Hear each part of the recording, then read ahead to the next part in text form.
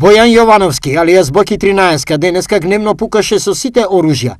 Мета му беа бивши партиски и државни функционери од Социјалдемократскиот сојуз.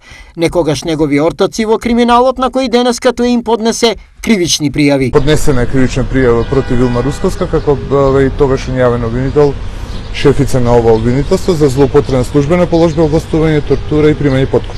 Против сите генерални секретари на СДСМ има кривична пријава не само против Оливер Спасовски и против Оливер Спасовски и други, и Александар Кирацовски, актуелниот генерален секретар. Зоран Заев? Не.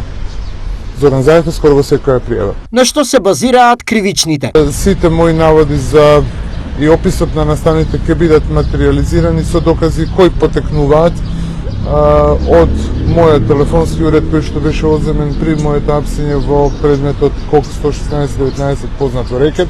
Зашто се поднесени кривичните пријави? Се работи за кривични дела кои што се однесуваат на злоупотреба на службената положба и областување.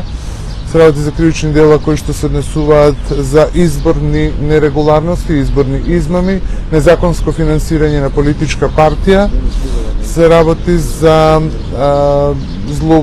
злоупотреба на јавните набавки, злоупотреба на јавните средства, така да се повеќе кривични дела за кои што денеска поднесовме ја поднесов јас кривичните пријави. За Боки 13 содржината на кривичните се јавна тајна. Сето она што денеска беше изјавено за овие кривични дела се горе-долу можам да кажам јавна тајна во нашата држава, но до сега формално правно не се пријавени, а денеска тоа го направивме.